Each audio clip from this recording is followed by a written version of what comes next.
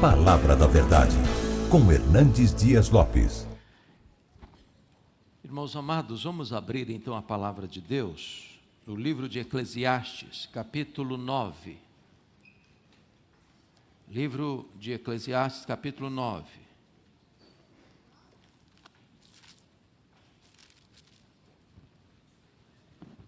Eclesiastes 9, versos de 1 a 18, todo o capítulo.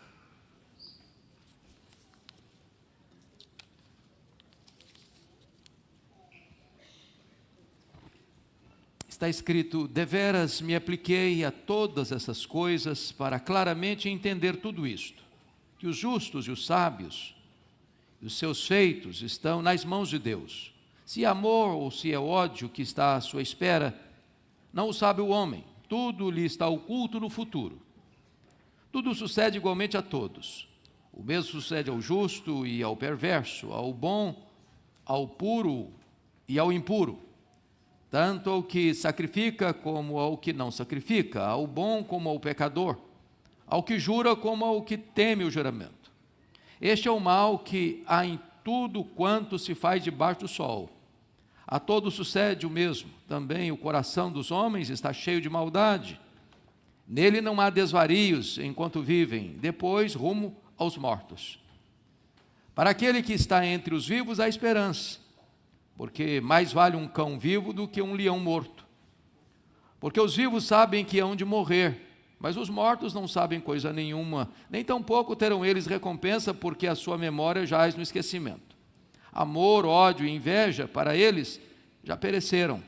Para sempre não têm eles parte em coisa alguma do que se faz debaixo do sol. Vai, pois, come com alegria o teu pão e bebe gostosamente o teu vinho, pois Deus já de antemão se agrada das tuas obras. Em todo o tempo sejam alvas as tuas vestes, e jamais falte o óleo sobre a tua cabeça. Goza a vida com a mulher que amas, todos os dias da tua vida fugaz, os quais Deus te deu debaixo do sol, porque esta é a tua porção nesta vida, pelo trabalho com que te afadigaste debaixo do sol. Tudo quanto te vier às mãos, ou à mão para fazer, faze-o conforme as tuas forças, porque no além para onde tu vais não há obra, nem projetos, nem conhecimento, nem sabedoria alguma. Vi ainda debaixo do sol que não é dos ligeiros o prêmio, nem dos valentes a vitória, nem tampouco dos sábios o pão, nem ainda dos prudentes a riqueza, nem dos inteligentes o favor, porém tudo depende do tempo e do acaso. Pois o homem não sabe a sua hora. Como os peixes que se apanham com a rede traiçoeira e como os passarinhos que se prendem com laço, assim se enredam também os filhos dos homens no tempo da calamidade, quando cai de repente sobre eles. Também vi este exemplo de sabedoria debaixo do sol, que foi para mim grande. Houve uma pequena cidade em que havia poucos homens. Veio contra ela um grande rei, sitiou-a e levantou contra ela grandes baluartes. Encontrou-se nela um homem pobre, porém sábio, que a livrou pela sua sabedoria. Contudo, ninguém se lembrou mais daquele pobre. Então disse eu: melhor é a sabedoria do que a força. Ainda que a sabedoria do pobre é desprezada e as suas palavras não são ouvidas. As palavras dos sábios, ouvidas em silêncio, valem mais do que os gritos de quem governa entre tolos. Melhor é a sabedoria do que as armas de guerra, mas um só pecador destrói muitas coisas boas. Eu gostaria de tratar com vocês hoje sobre o tema sabedoria para viver e para morrer. Bom, todos já têm ciência de que Salomão escreveu 3 obras que estão no cânon sagrado. Possivelmente ele escreveu o Cântico dos Cânticos na sua juventude, escreveu Provérbios na sua maturidade e escreveu Eclesiastes na sua velhice. Salomão foi um homem que, amado por Deus ao nascer, a quem Deus destinou o trono na sucessão de Davi antes de nascer. Ele cresceu no palácio, viveu regiamente. E quando estava para assumir o seu poder, mesmo antes da morte de seu pai Davi, que estava muito velho aos 70 anos, houve um golpe de estado de seu irmão Adonias. E Davi teve ainda forças de reverter aquela rebelião e de coroar Salomão, tornando-se ele corregente com Davi até a morte de Davi. Ele começa a reinar e Deus disse para ele: você pode pedir o que você quiser. E ele pediu discernimento, coração sábio para discernir, sabedoria. E Deus gostou do pedido dele, e lhe deu sabedoria incomparável e lhe deu riqueza colossal. Salomão foi o homem que construiu o templo de Jerusalém, construiu palácios, ampliou os horizontes de Israel, granjeou fortunas incomparáveis, viveu um tempo de paz, porque havia paz nas fronteiras, os grandes impérios do mundo estavam acomodados nesse tempo, e ele acumulou riqueza, fama e glória.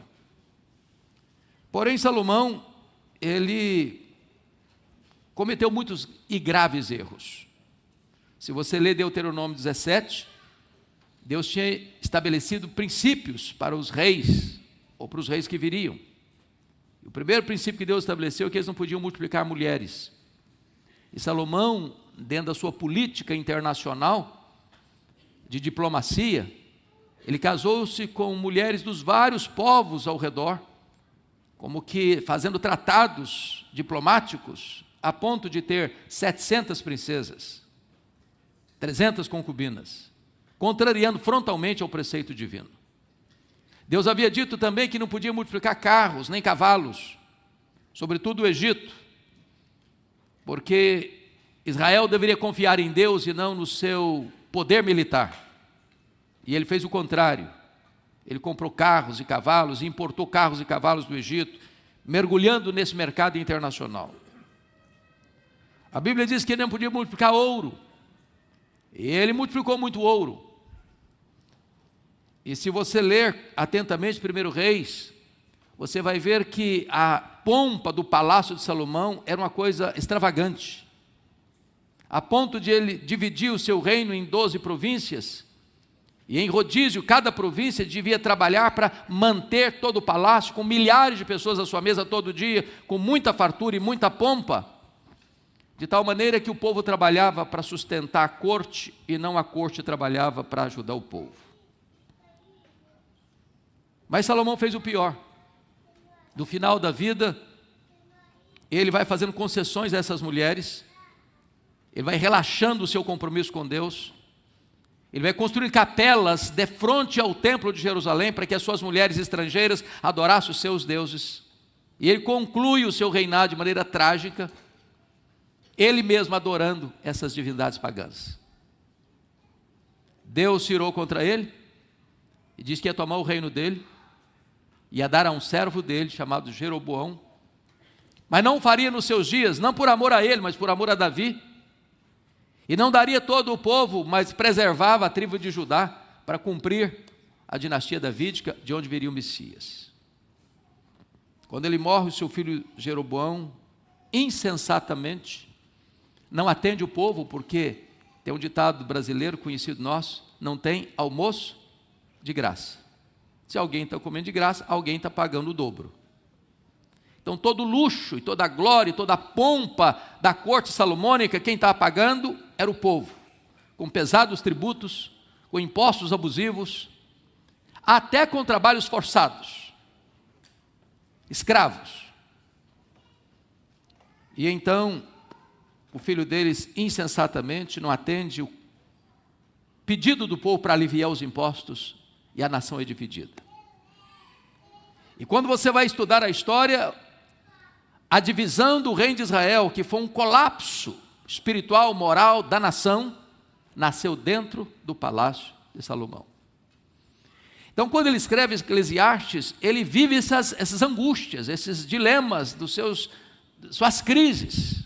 Porém, quis Deus que este livro estivesse no cânon, nas Escrituras, e nós podemos aprender esses princípios que estão estabelecidos aqui para o nosso ensino nesta manhã. Ele vai mostrar para nós duas coisas. os mistérios indecifráveis da vida e também a realidade inevitável da morte. Esses são os dois pontos que ele trata aqui no capítulo que acabamos de ler. Então vamos ao primeiro ponto da mensagem. A morte é inevitável. Veja você o versículo 1, que a nossa vida está nas mãos de Deus. Deveras me apliquei a todas essas coisas para claramente entender tudo isso, que os justos e os sábios e os seus feitos estão nas mãos de Deus. Em outras palavras, você não é o capitão do seu próprio destino. Deus é. Você e eu dependemos completamente das mãos de Deus. Só há duas possibilidades. Ou Romanos 8,31, se Deus é por nós, quem será contra nós? Ou Hebreus 10,31, horrível coisa é cair nas mãos do Deus vivo. Então só existem essas duas possibilidades. Segundo, nós não administramos o futuro. Verso 9, versículo 1 diz assim, preste atenção aí. E se é amor ou se é ódio que está à sua espera, não o sabe o homem. Ou seja, a vida não é um mar de rosas. Nós não administramos o futuro. Nós não sabemos se o que vamos enfrentar amanhã vai ser amor ou ódio, justiça ou injustiça, se as pessoas nos farão bem ou nos farão mal. Nós não administramos isso. Gente de Deus às vezes sofre golpes terríveis, e gente que não é crente às vezes vive uma vida faustosa e feliz do ponto de vista humano, com bem, saúde, até o final dos seus dias. Então, não é você quem define isso. Nós não administramos o nosso futuro. Terceiro, a vida não parece justa. Olha comigo os versos 2 e 3a. Tudo sucede igualmente a todos. O mesmo sucede ao justo e ao perverso, ao bom, ao puro e ao impuro, tanto ao que sacrifica como ao que não sacrifica, ao bom como ao pecador, ao que jura como ao que não jura. Este é o mal que há em tudo quando se faz debaixo do sol. A todos sucede o mesmo.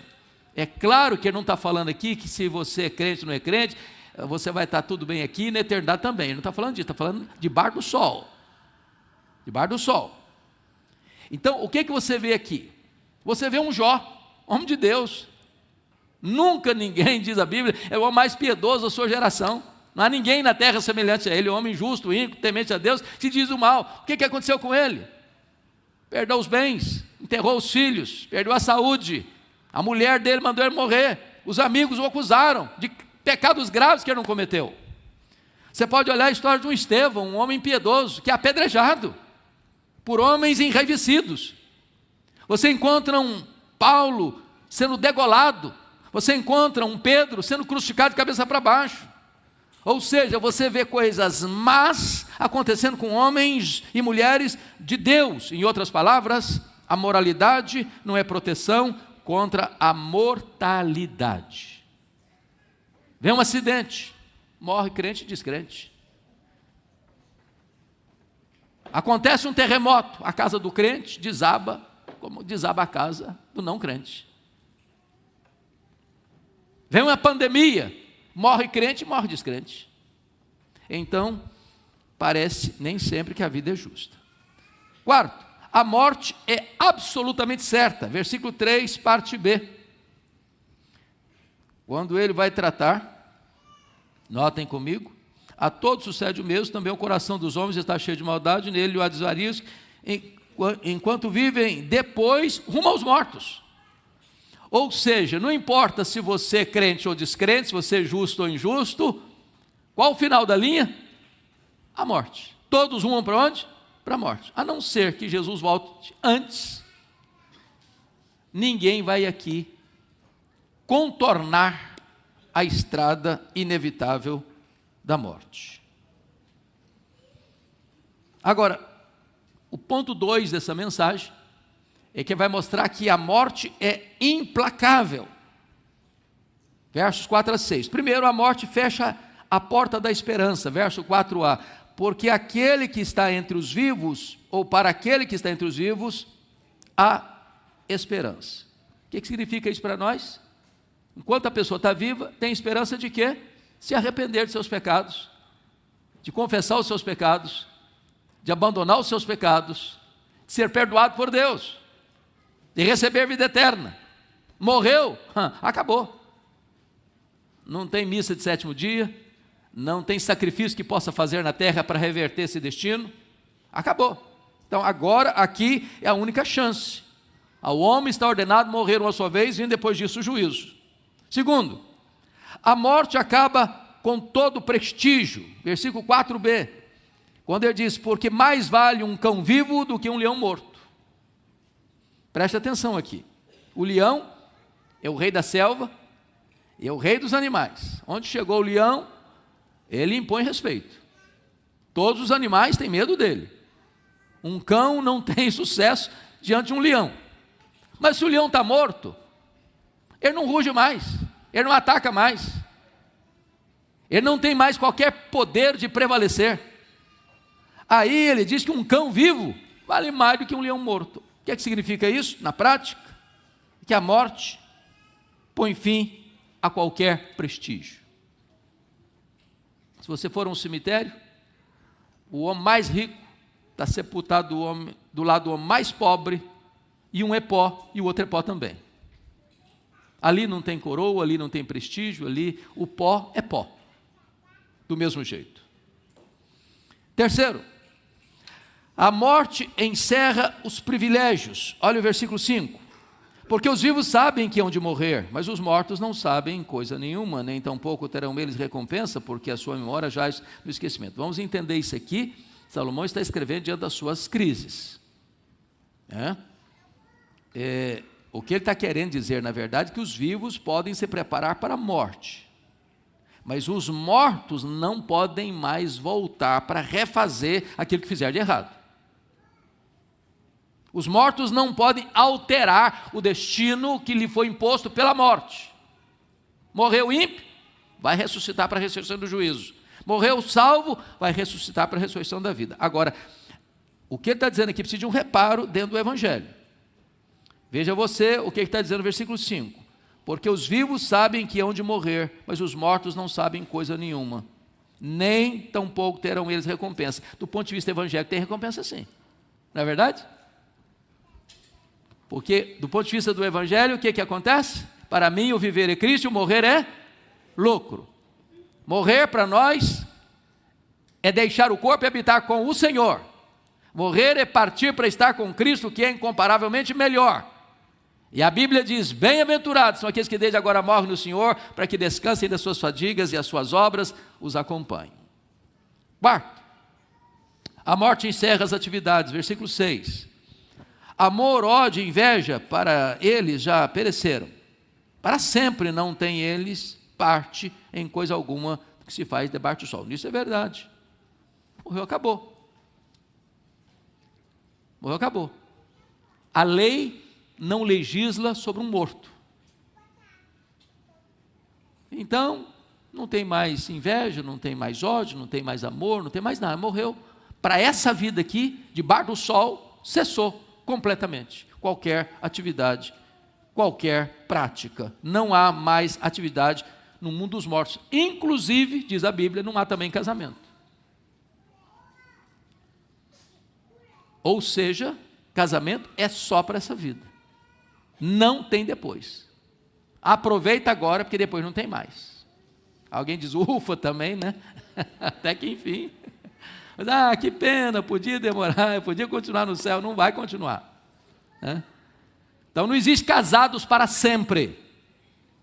Casamento é só nesta vida. A morte encerra o vínculo conjugal, não tem mais na eternidade. Terceiro ponto, a vida, portanto, é para ser celebrada, versos 7 a 10. Primeiro, celebre a mesa farta, versículo 7, leia comigo, por favor, versículo 7, vamos juntos?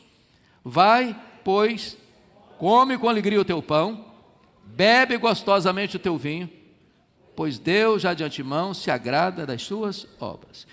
Aqui, meus irmãos, o que ele está querendo nos mostrar é que nós devemos viver o dia a dia da vida com alegria, com gratidão.